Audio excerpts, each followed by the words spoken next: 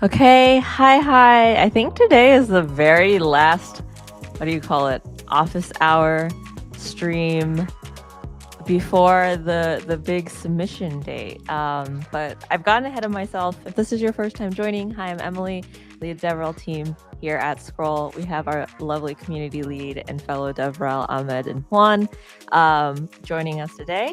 And yeah, this is the, I guess, week 5 of Scroll Open. It's a hackathon that's been going on. Submissions open next week, guys.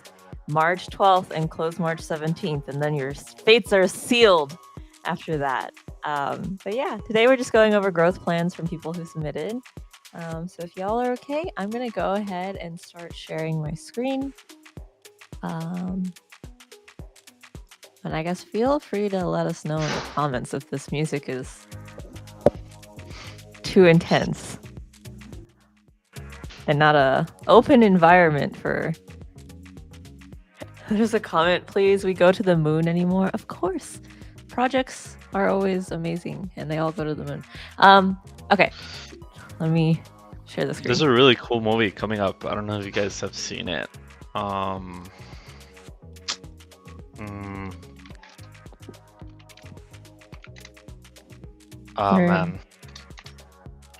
That's the new movie. What is it? Interstellar 2. No.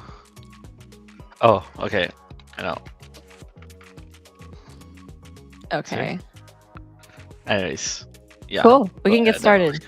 Wow, amazing. So if you've been following us for 5 weeks, or I guess every week, Ethan has been building Foresight. And now there's a company account, which is so cool. I'm really excited that you guys are at this point. So I guess our first batch of early access users, which is also amazing. So cool that you guys are already getting user. I'm very curious how you guys found them. I guess is it through, what do you call it? I guess probably personal connections.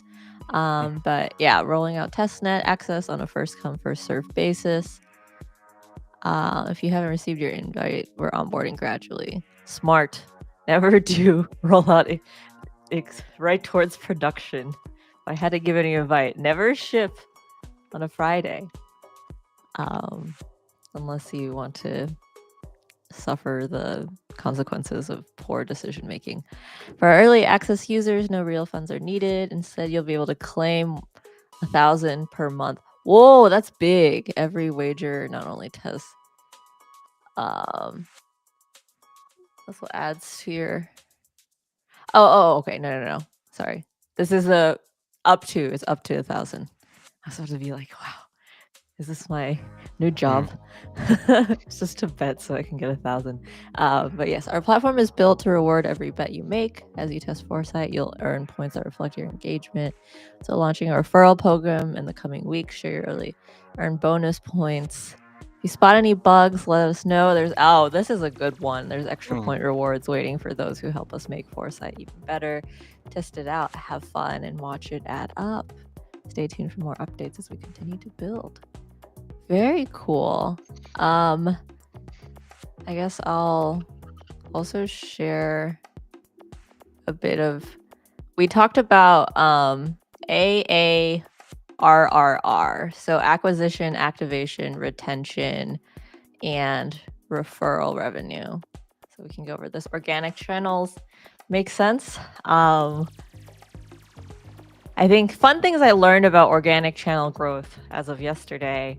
Definitely getting it out to all your friends, communities you know, A+. Part 2 is actually commenting on everything. Something else I learned this morning. So Twitter came out with like @Grok replies to the Twitter AI. So they're really pumping that right now. So commenting on super popular posts, being like @Grok, yada, yada, yada, and then responding to the comments on there has like a really big boost from the algorithm. So test that out too, so you can drive more eyeballs towards Foresight. Collaborations with projects like Uma, Quill, and the Scroll ecosystem. Yes, awesome. That is like, I think the genesis of what we're looking for is cross collaboration across founders and not just ecosystems.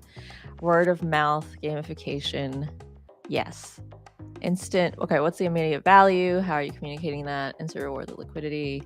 Okay, I'm just reading this out loud, but like Juan Ahmed, at any point, please interrupt me if you want to like say anything, have any first, what do you call it? Gut reactions. Yeah, I mean, right off the bat, I mean, definitely looks like Foresight is very far ahead in the process of. They're no longer at hackathon stage. They built out an actual product and testing, so it's definitely very cool to see. Yeah, I think that's like something that we are encouraging a lot is that cross project collaboration. That has always been the case within Scroll ecosystem for projects. You know, naturally and organically, they've been able to do co-marketing with each other, etc.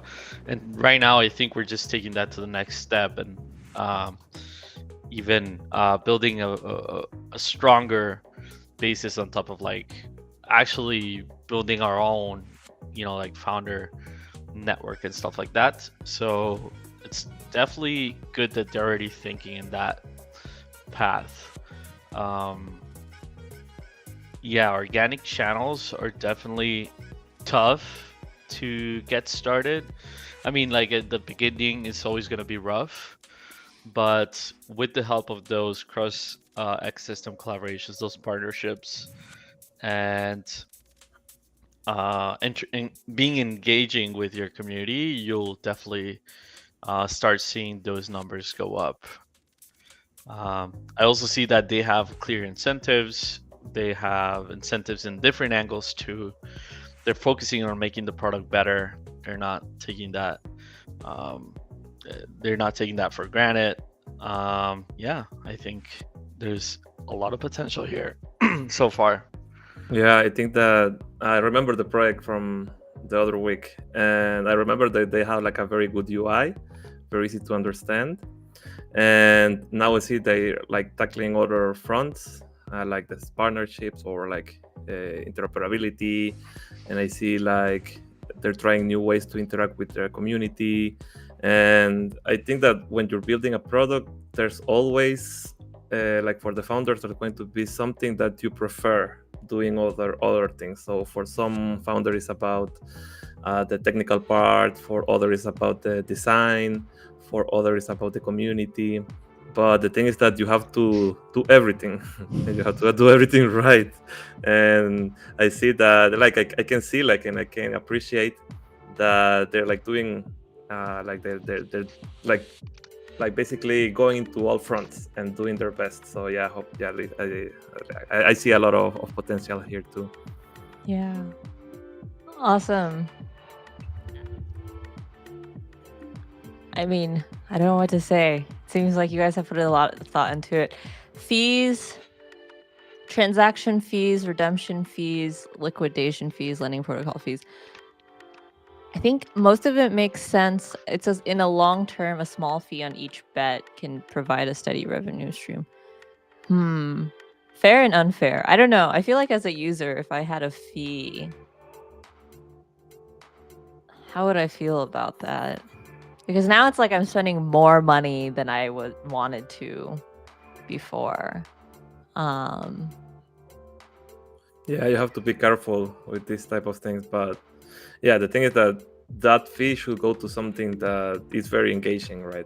Or has to come back to you in some sort of way. Well, you do get the USDT redemption ticket afterwards, so you have a chance to like win money back. So there's that. I am curious. I feel like I need to go to some more like betting dApps because I actually don't bet at all. To me, this is a very traditional model, and I'm just like, oh yeah, people don't care about it. And I guess if your target audience is extremely risk averse person on the internet, but the part about trading with free money, I think, is huge, right? Like those initial, like just getting at people's hands, frictionless, like activity, super cool. Okay, let's move on. Scroll-Lend, a cross-chain borrowing revolution. Creating valuable DeFi content on X, Mirror, and Telegram. Oh, Mirror, interesting. Okay, gut reaction. Yes, love seeing Web3 native content. We're in this like weird space too, though. If you're really trying to get distribution, you still want to use popular platforms, in my opinion, right? Like Substack is probably it. But Yeah. you know, it's probably also a good question of where most, like, I guess, user-generated DeFi content lives. I've seen quite a few on Medium. That would be interesting to do some research into, like, where people go, like, other than, like, a Cointelegraph, right? Yeah, and there's also some blogs, the platforms that are not related to Web3. So, for example, some of them don't support Solidity, and some of them don't support even like cool mathematical expressions. But yeah, hopefully we will get there, because there is like definitely I think that most traffic won't come right now. It's not from like Web3 native, but yeah, hopefully in the future there is. So I think right now it's you have to post in different platforms. Yeah, it's more work, but yeah, I think that's the way to go. Some 2 cents here as well. Do you guys think it's powerful for new DeFi projects? For example, like the sentence there was like DeFi content, right? So like strategies and insights. So throwing that sort of content to something like Facebook, Instagram, more traditional social medias for like people who aren't aware of what they can do with this stuff. TikTok even. Yeah, I mean, I really feel like right now we're in the age of content being kind of your channel, but the answer is like, how do you make engaging content? You pull out TikTok, I think, is a good example, or just like Instagram Reels. Like, there's like DeFi content that's like educational DeFi content. I'm not saying you should be one of those shills on YouTube that are like, invest in this coin and you'll make blah blah blah. If you guys know what I'm talking about, like those kind of, like the guy on Squid Games. If you guys watched it, I don't know, like the crypto. It's a crypto influencer, and then everyone wants to beat him up because he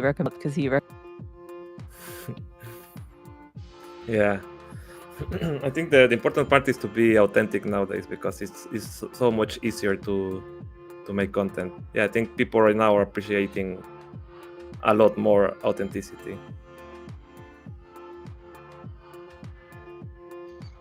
Valid. You're muted, Emily. No, I think it's your stream. Yeah, your computer.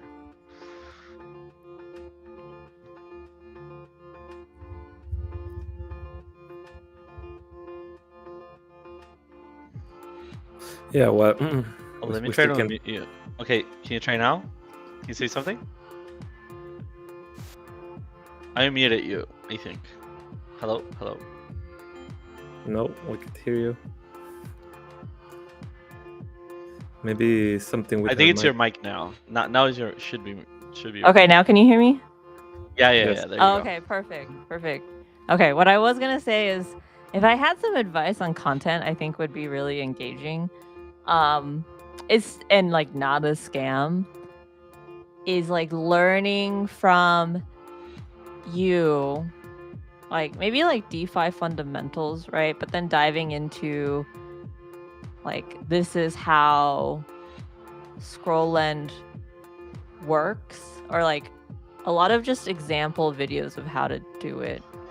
Does that make sense? I feel like there's no DeFi platforms that have a user guide of like, these are the right buttons to click, right? Like, that's what I want. I want like I don't know if you guys like the screen fades into the background, and then there's like directions that come up, and it's like point here, and then like you say like, okay, I understand this. And then 100%. that I need that.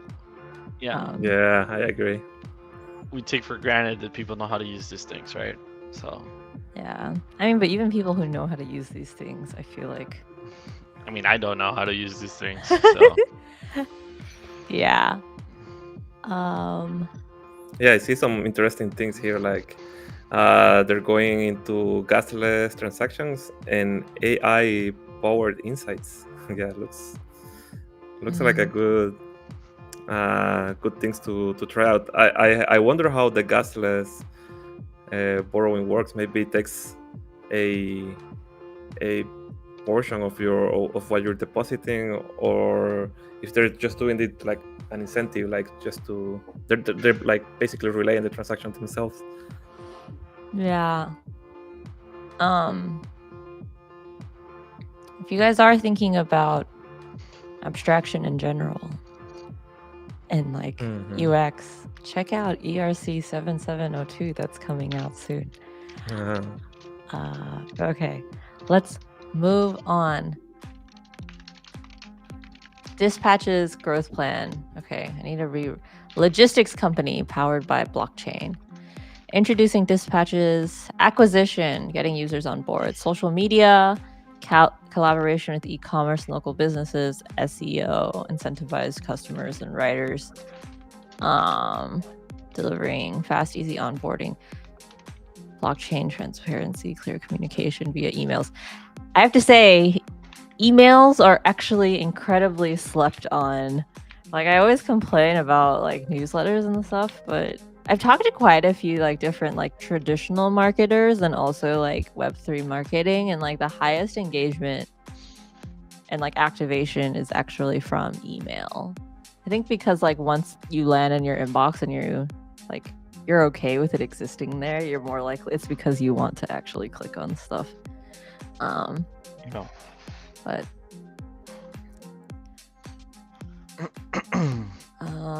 yeah, of course, it's the hardest to do, because it's hard to get the people to sign up to your newsletter. But yeah, I also heard that it's super good. So yeah, good to see that they're trying out. Okay. yeah, I have some comments here about retention.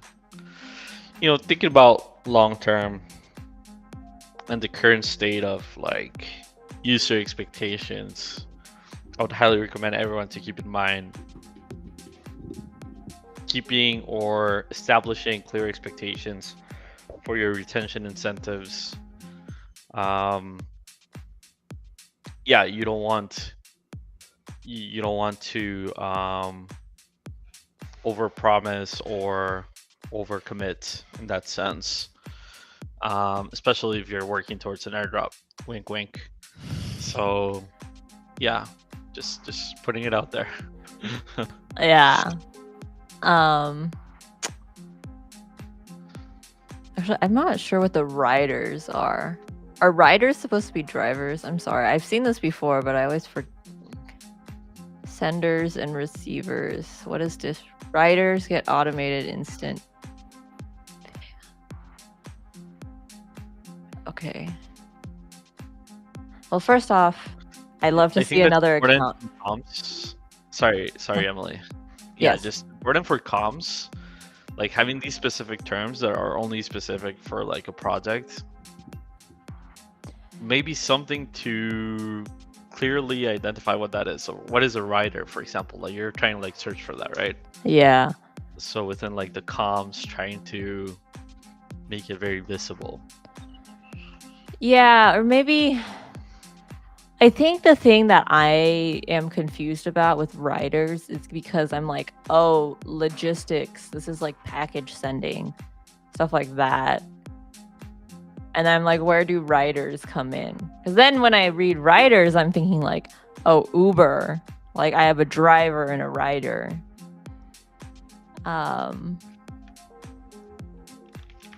But yes, in-app guides and tutorials. I think, okay, these are other things that you pull out that are really good. Push notifications.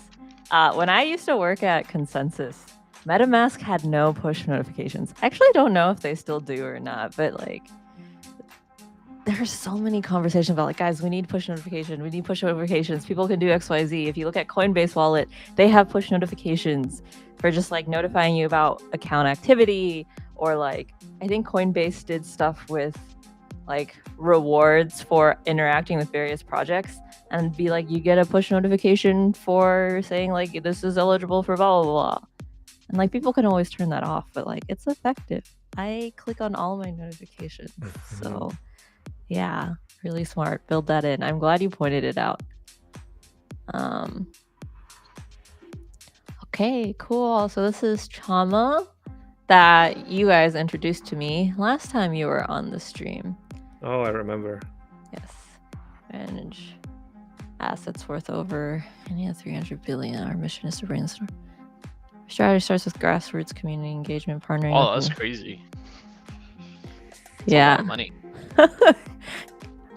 I want 3.4 billion. It is something that happens a lot in emerging markets. Is that there's, I don't know, at least in Honduras, I'm going to speak for Honduras because I know that here for certain, but there's excess of liquidity for some reason, in the sense that you know banks have like a bunch of money. So I'm not surprised that these chamas, which are like basically small banks, are holding like a lot of liquidity. And that's sometimes due because like there's no investment opportunities in emerging markets, or investing in general is just very risky.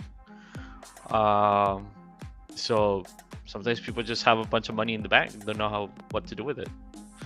So not surprised that these chamas are holding a lot of billions. I want to ask what in-app governance is here. I don't know if I'm just coming from like I've been burned by an excess of DAOs, so I'm like. So I think so. If you remember this project, it was like, hey, I'm putting money towards a pool, and then someone from like the contributors of the pool at some point can access the money of the pool and take it as a loan. So perhaps if we're all putting money towards a pool with in-app governance, we can all say, hey, we should set up a node, an Ethereum node with this money and get some yield for our pool. Maybe that's where they're heading with that. So is that like, oh, we're all sharing this pool of money and collectively voting on how to use it? Because that sounds different to me than what I understood of Chama before, which was like, we're all putting this money to use it, but we're rotating when someone can collect from it. Yeah, I mean, in general, I mean, that's either way, like it's still, think of like a small bank, and like these people are figuring out how to use that money. So if a user, can pull from it, or the group collectively decides, hey, we're gonna invest using this money, either way, same thing basically. Yeah, there's also like the governance of who enters, who can enter, and if you want to kick someone out, you have to be able to do so, because everyone has to trust each other. And rules, timing, for example, like for how long a pool can run or stuff like that. Wait, remind me, do chamas already exist in like Web 2 in a digital format? I never heard of digital format, actually. I mean, like, from what all the stories we've heard, it's very, very, very like informal. Okay. Like napkin informal. Yeah. So I mean, like, if I have to say anything, actually, I think if the V1 that exists right now is napkin math, the V2 is like crypto, but like hidden, right? I wouldn't introduce anything like, I would at least make the activation, or when you're communicating with people, like the use case that is already proven first, if that makes sense, right? Because like if I'm thinking, for example, like my mom is already doing like trauma type activities with her local community, and then I give her an application that has enough governance to reinvest in high yield opportunities, I've lost her. Right. But I do think that's like the next stage. Like that's step 3, not step 1 or 2. Yeah, and here, like in the second tweet, it says like our strategy start with grassroots community engagement. Yeah, it would be nice to see like what are the plans for the grassroots community engagement. Like maybe try to be more specific on how can this be achieved, because of course it's not easy, right? But if you have an existing community, bring it to Web3, or is it bring to Web3 native people the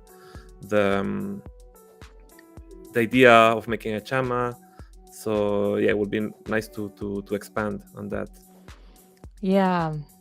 And this is also just me not having a lot of familiar with like actually being a part of a chama or knowing people in it. You're saying like bring in local fintech hubs and influencers to onboard communities who already value this. Are chama groups like following fintech hubs and influencers? I mean, I think that's probably just like use case validation with people who can probably interact with the product and find value, and then you go with that and then you share it. Hey, these people did it. Yeah. This is like the value kind of thing. Yeah. I kind of want to see a version of this. I mean, I think this is fair, but also just like a different version to think about is like, what if we start with a chama, like one chama, and then use that as like a story. Yeah. Yeah. Or I'd imagine like if you're part of one chama, you're likely part of 2. Right. And then that's kind of how you grow. And it's like that's the referral system rather than it's like grassroots from like the bottom. Because like I feel like influencers to community is already a top down. But maybe because it's a local influencer. But we have comments.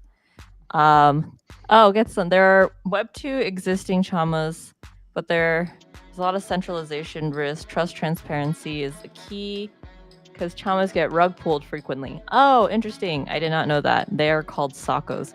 I learned so much today. Cool. Yeah, I'm also wondering. This project is definitely interesting to me. Yeah. I feel like there's so much around language and education that is probably very critical for like the activation part of AARRR. Right. But yeah. I mean, also like the context of this is very local too, right? So I mean, there's probably insights that we might not have yet that are valuable to the local community. So, but this is a great example of like a very localized solution that makes sense in my opinion. Yeah. They're actually leveraging tech for an issue that not an issue really, but how to transform this into a bigger thing with more capabilities. Yeah. I think a big part of this that would be really helpful or like cool to see is just more like user interviews. Right. On that end of like, what are your struggles? Why do you like this? Like, I don't know how much influence. Like, I know who was I talking to? Like, someone like I was talking to someone in Vietnam, and they were like, "Oh, when it comes to like using Vietnamese dApps, like trust is built from like the higher level to the lower level perspective. So it's like I need a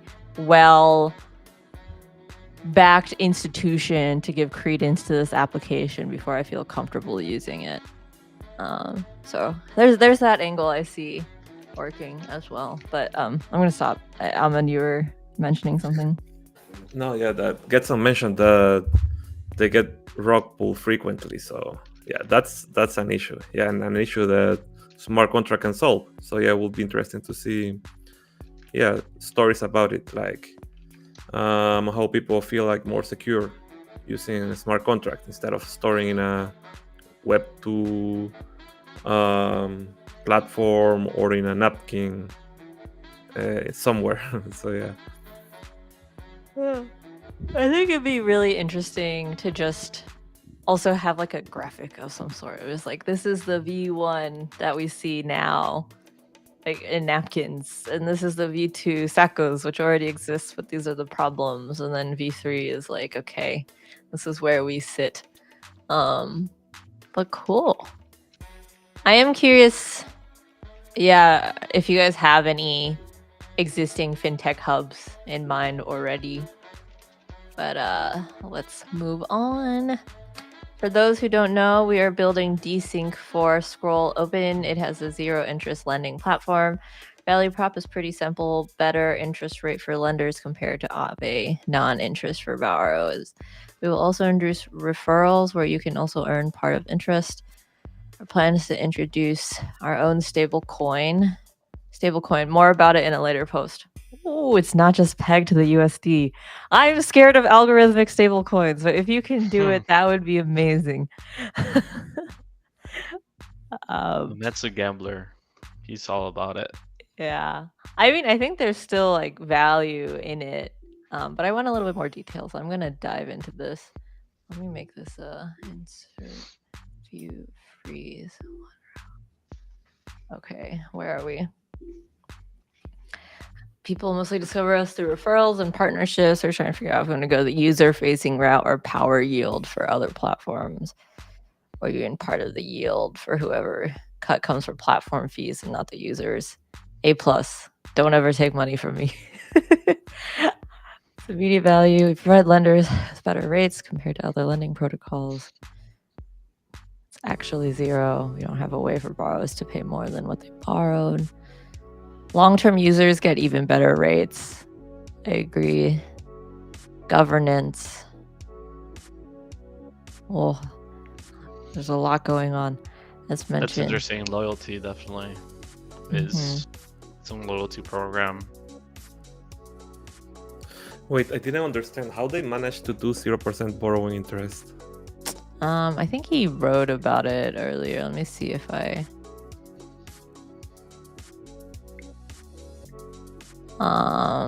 this is the most recent. My update. I feel like they had a...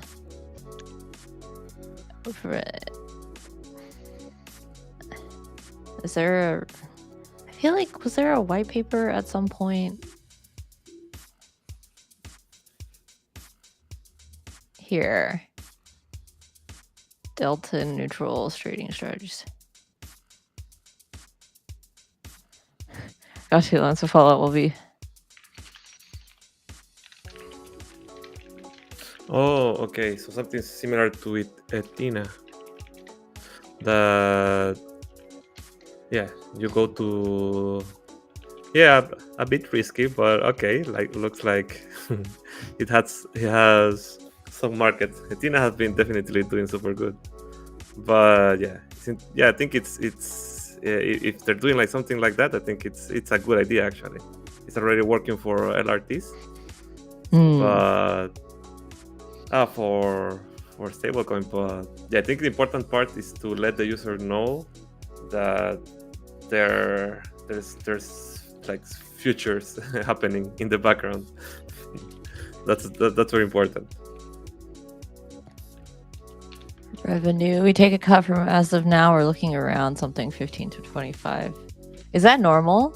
I actually have no clue what the standard cut is. Because my gut is like 15 to 25 is big, but that might be. I have no idea. Industry standard. But generally, I think thinking of like not doing user fees is really big. Rewarding long-term retention.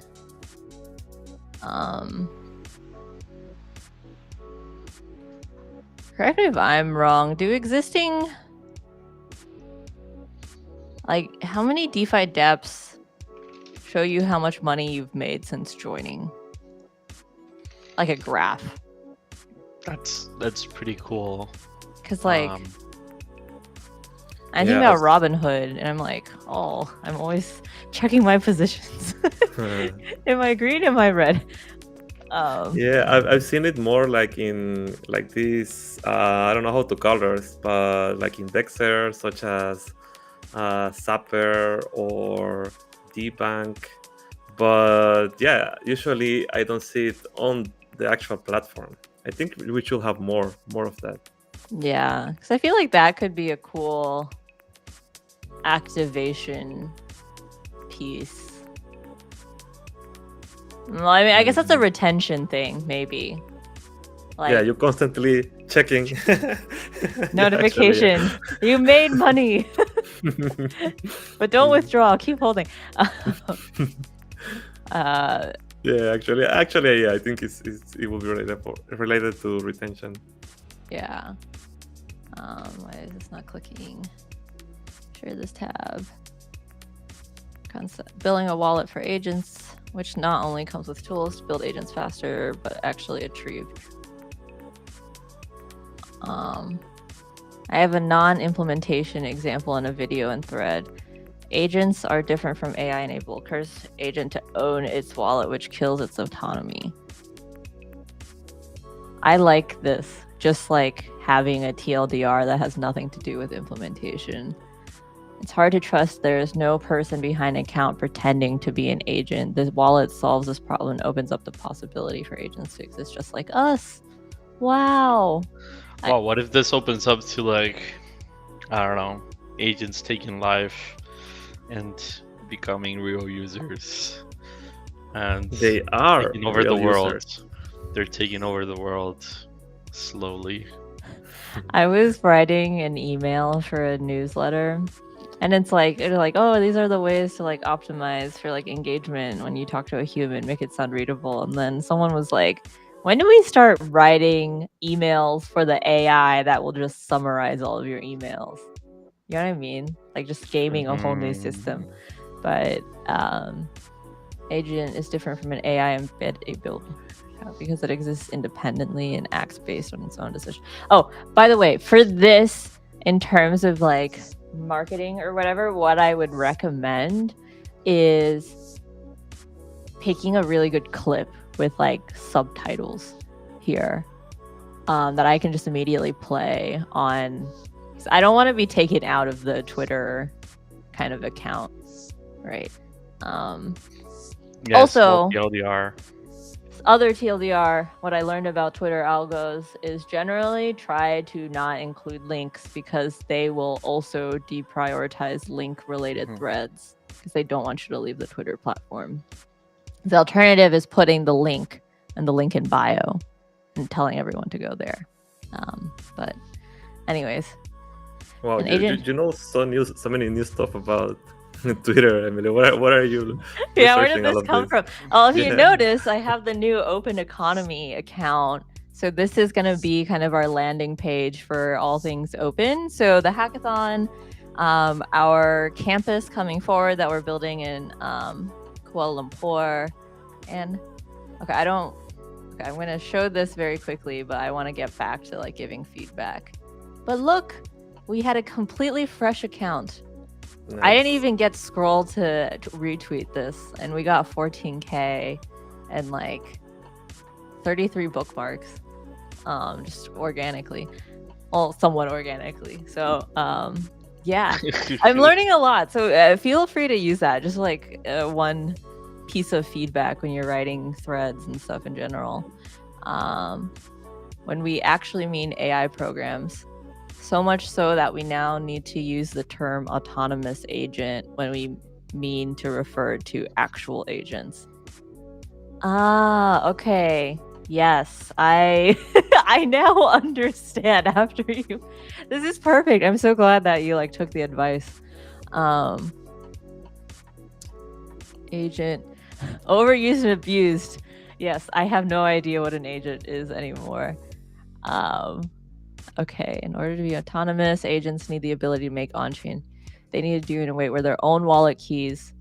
Either devs generate a key for an agent or always have access to its wallet. Yes. agents exist inside a computer.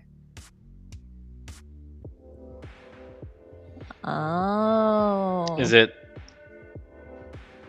it possible to say that agents without this are just chatbots?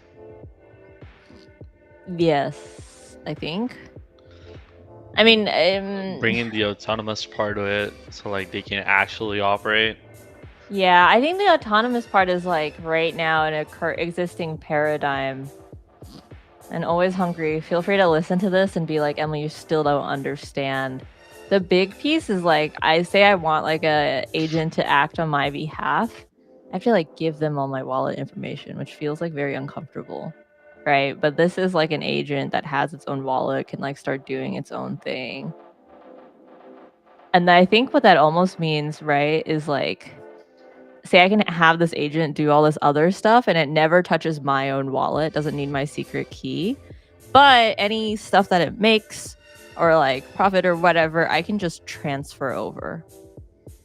Right. And then so whatever I'm putting into like the AI, whatever part of the chat, all they know is my wallet address. At least this is what I feel would be the most meaningful for me personally. And then the, I guess, last part is like TEEs and privacy, right? Verification that it's true without preserving, like, and while preserving sensitive data. I think you're writing an article on TEEs soon, or like thinking about it. Yeah, but the thing is that you can verify that the transaction was valid. So for me, like, you can do like more than trading bots. You can also do just like your bots to even operate a business maybe, or give you a service, or right now we can see like it's just promoting coins, right? But it can be so much more. So yeah, very interesting to see like what else, what new things can you do with AI agents.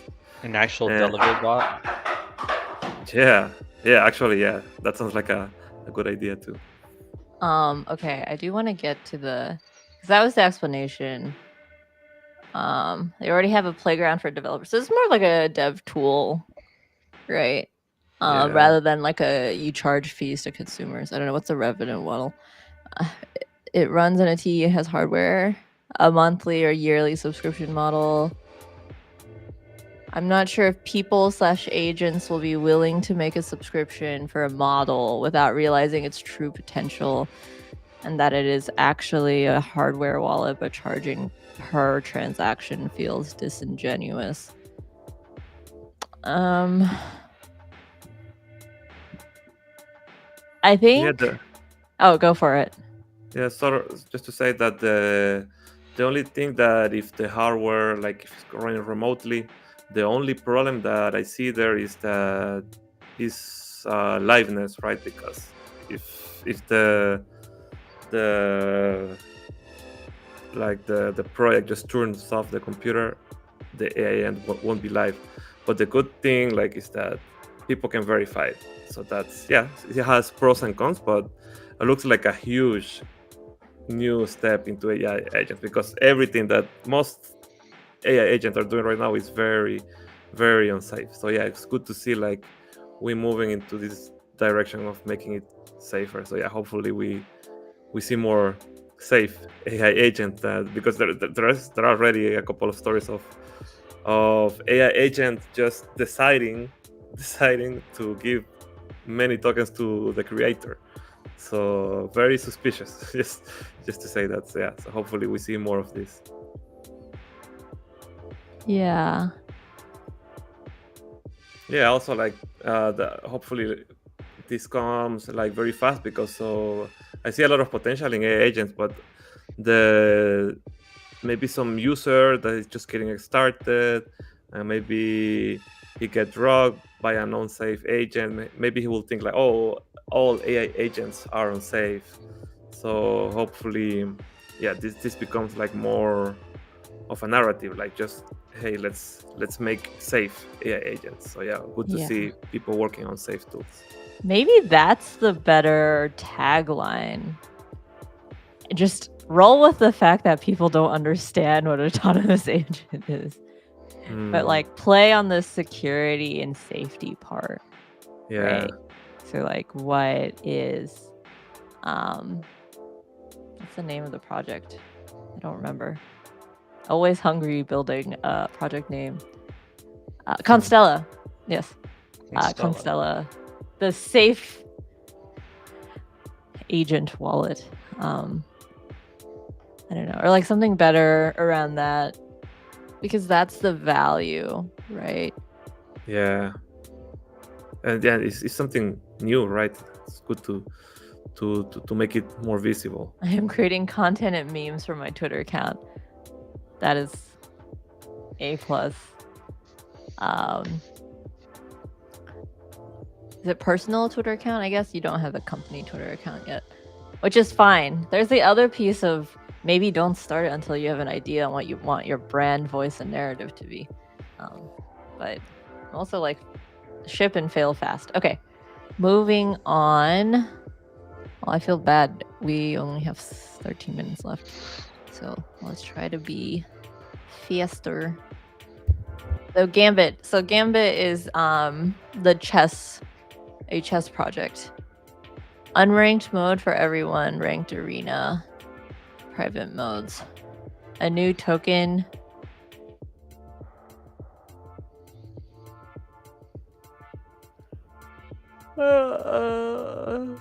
Sorry, I woke up really early today. Having a game, referral bonuses, Twitter account. I feel like it needs to be the flip, right? How do you have a project take off without? Oh, or is he saying like right now he'll use his personal account to post about everything, and then once it takes off, the company Twitter account comes through? I don't know. What are your thoughts around that? Because like, I agree, founder-led marketing is like right now the era that we're in, but I feel like with founder-led marketing, the entire point is that you can direct to a project account. Then people follow both, right?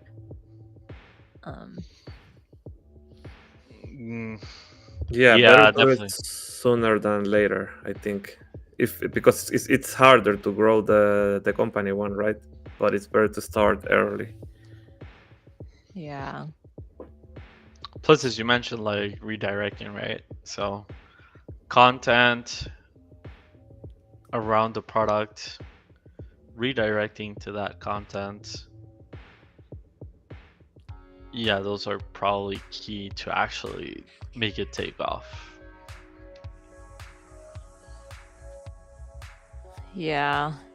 As for like introducing a new token, I agree that like having to, I don't know if you have to like swap into a new token to start actually using and playing around this feels pretty like a barrier to entry. So there are a lot of tools now that make it so that you don't need to think about the swapping part, and you can just pay with whatever you have already. Like again 7712. Yeah. Ranked. Unranked mode will always be open to everyone who has a wallet, even has 0 funds. Yes. A+. Like always for a new user, make it easy as possible, free, etc. I don't know. What do you guys think generally about like this model of token rewards For playing? just for all projects, right? I guess because in this, it gets easily gamified. It gets easily gamed. That's the right term. I mean, oh, like they would need to it's Like the they could issue with, bot this easily, is what you're yeah, saying. like, and also like that's like issues like play to earn, where people play for money, Yeah. basically. Where's that money coming from, etc. Magic internet money. Something I will say that I also heard, that this is more alpha, is the VC money for gaming is kind of drying up right now. Because before, like the upside of why people like VCs would invest in a game is specifically because of like token. But I think the value of gaming tokens and circulation has been like pretty low, that the upside is not enough for VCs to actively invest.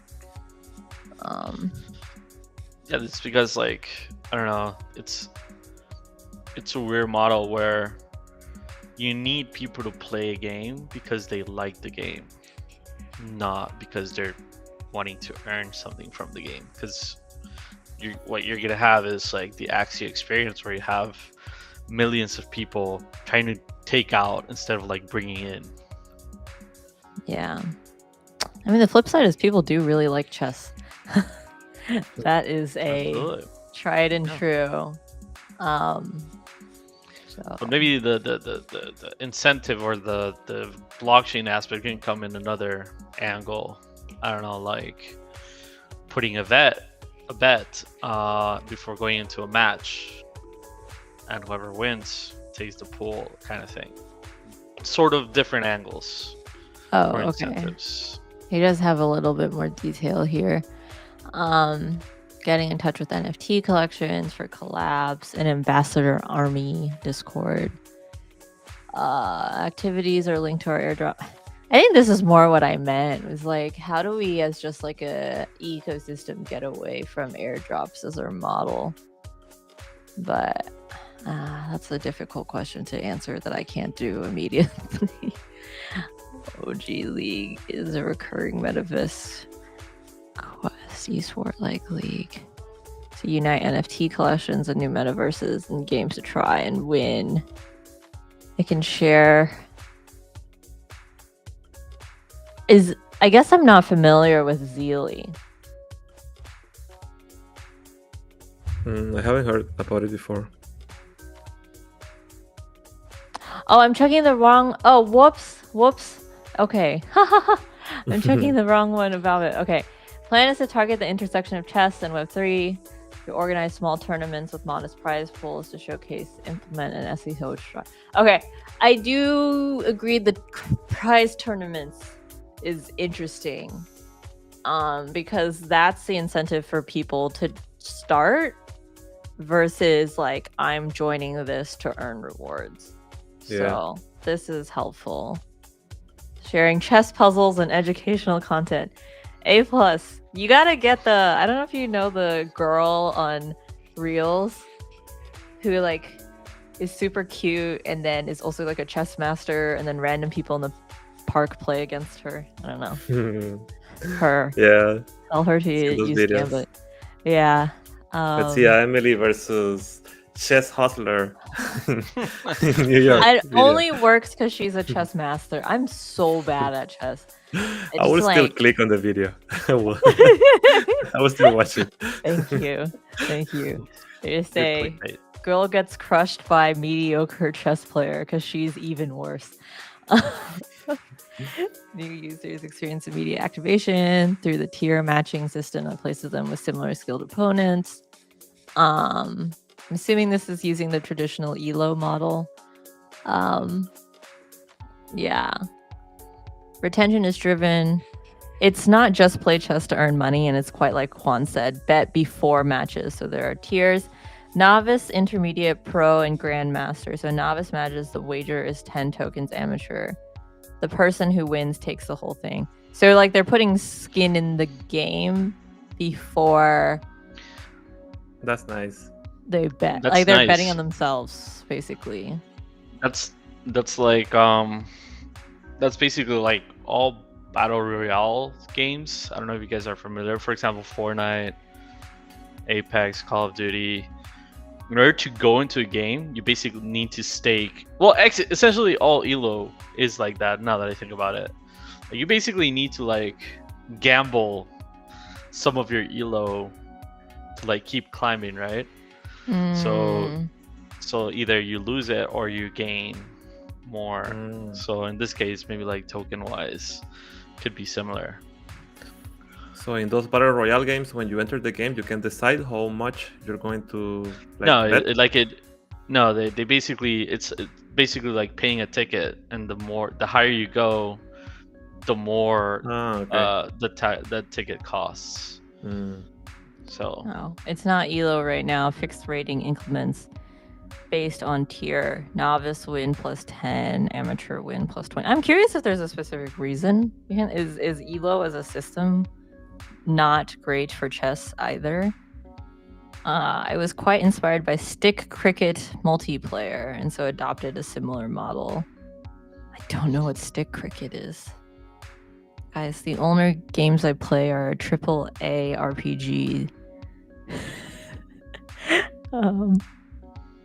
I think it's fine to experiment as long as it's easy to understand. Yeah, because chess people are so used to Elo that Yeah. if it's something too different, they may be like, feel weird. You know what I will say though is I feel like the intersection of chess and crypto people is pretty high. So I wonder if there's like an in-person element of this, of like going to, but this is really capital intensive, so I don't know if it's a good idea right now, but maybe later down the line, of like hosting chess tournaments at crypto conferences, because you have the people who love chess and then also the people who love to gamble. I don't know. yeah, it's just an implementation thing, as he mentioned in the comments. Elo might be tough to implement, but yeah, that is true. Definitely would be the case. Okay, I feel like I understand it now. Hey, I like it. This is like a spin. I actually, I got into crypto because of like gaming, like play to earns and that kind of stuff, like many years ago. You said it's a good idea. So no, like this is like a different angle to, okay, how do we interact with crypto? I for some reason I've never heard something like that. Maybe your Elo is your tokens. Yeah. That's why you keep going up, kind of thing. Sounds interesting. Can you sell it? That's a good question. Can you sell your Elo? I mean, like I guess that's where I guess it's like when people sell their RuneScape accounts. Yeah. They create a secondary market for fake. Yeah, because at the end of the day, like you can go to play with maybe high skilled player, and you will like lose it all because you just bought it, right? I don't know. Like, yeah, I think there's a lot of things to experiment, but I agree a lot with you, Emily, that I have like actually many. I can remember now a lot of chess matches that I have at just very random crypto events all over the world. So yeah, I think it's something that people would be definitely interested in. Yeah. But I know they also do a lot of poker tournaments at crypto events as well. So there's definitely interest in gambling and chess type activities. Yeah, that will be super fun. I'm sorry, I will not participate in any of this because I'm so bad at chess. Unless I can bet against myself losing, but I don't think you can do that. That seems, yeah. Oh, that's because of the stake. So yeah, actually, yeah, something like a prediction market, right? But the thing is, I like the fact that you put a stake, and you will lose it if so you can't do basically that, like betting against yourself, because you will lose your stake. Okay, that can still be game, I guess, but yeah, I don't know. Yeah. And it's not just Emily, we need to get this going. We definitely need to get this going. Yeah. And we're just gonna predict that you're gonna lose all the time. And oh my god, yeah, that's true. That's true. It's not just the token thing that's on the blockchain. All game data is on a smart contract. History before ending the match. Sign a message with displays if it matches with a server that the match is foolproof. Nice. Okay, we are at 10. I want to speed through the last two because we also need to do a presentation in an hour that I have not polished. Whoops. Okay, we are going all the way together. You will own this. Every single step you'll maximize. Next week's will induce explosive growth. Hit the follow and join our Z. Okay, I think this is the same thing. I'm not familiar. Smar says you'll win if I am your opponent. I won't exploit you like that.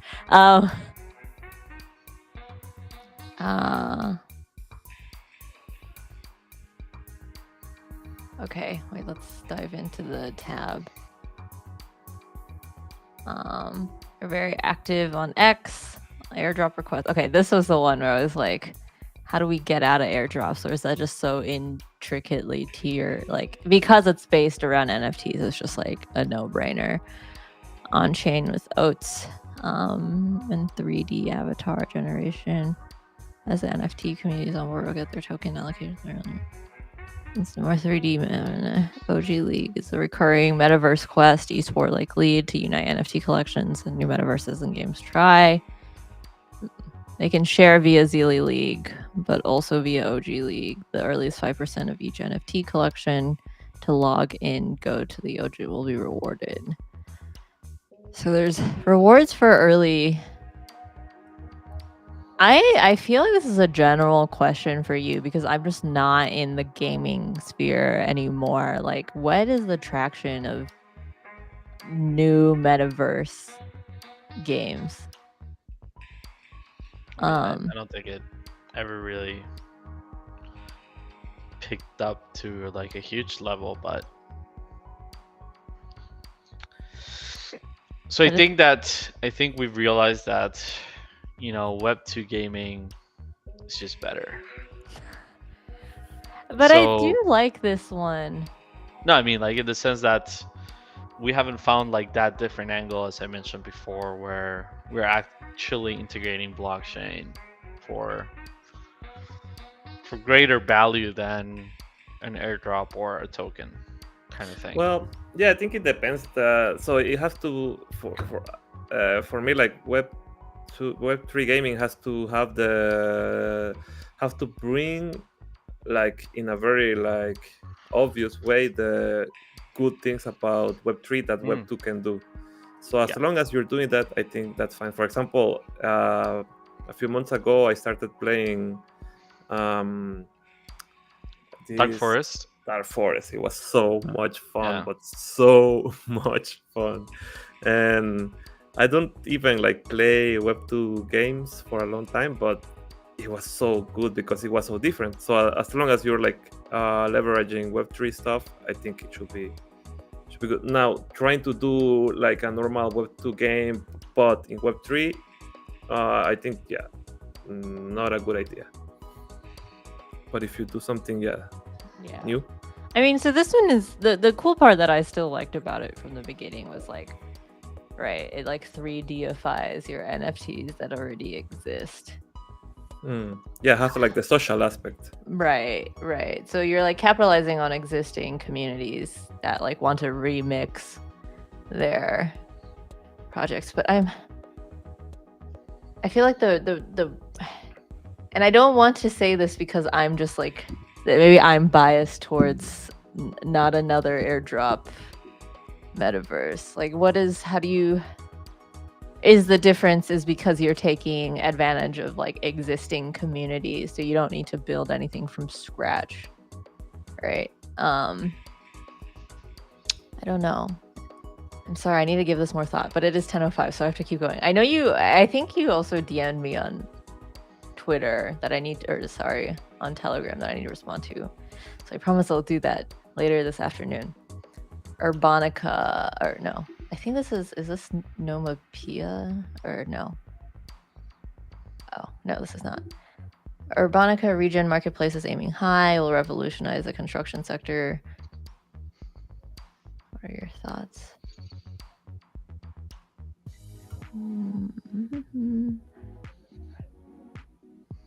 Launch marketplace platform, market establishment, regional growth, major. So from the get-go, I do appreciate that there's a long-term thought process here. Through public appearances. I'm like, this works if you're already famous. Can you get public appearances in TV and documentaries? Because then if I'm like, yes, then done.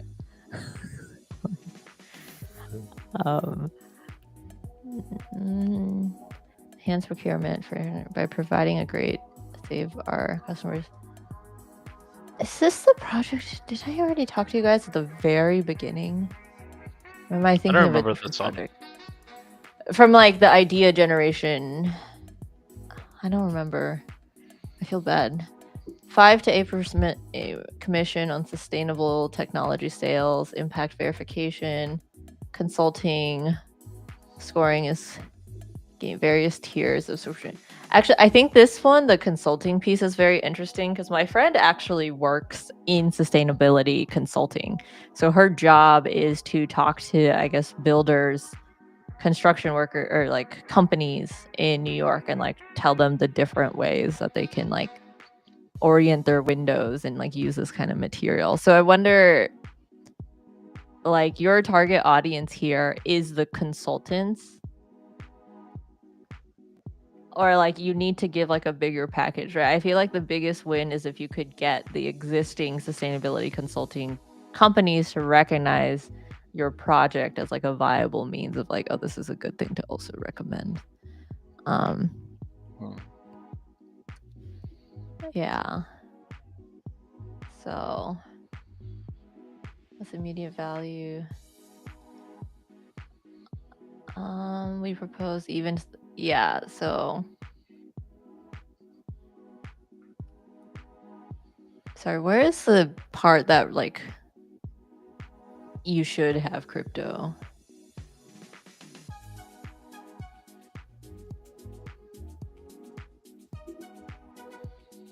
Is it just... So I think, so from reading, it's like the marketplace is set up with smart contracts. So it's a intermediary platform. Oh, they have a Twitter. Yeah. I'm sorry, it's just not... And this is me like... Oh, they have... Wow, they already have stuff. Yeah, so I mean, obviously you guys like have the hook into understanding the market. I just need... I don't understand why you need crypto in this whole project. I mean, so end-to-end revenue, like, I think it makes sense, right? But the Web3 part, I don't quite understand. I'm sorry. But, oh, maybe they have, like, yeah, we'll definitely need to look deeper into this one. Facilitate the emergence of smart decentral. Is this for people trying to build communities? Like, selling sustainable materials to crypto communities. So your audience is like sustainable people who care about this.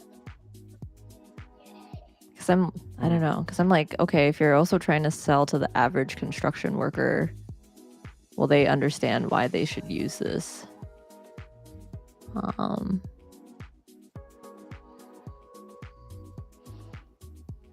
Yeah. But this is cool. They do actually have a buzz too. Nice. Yeah. No. That's the part that is super cool. Like, obviously, you guys have traction.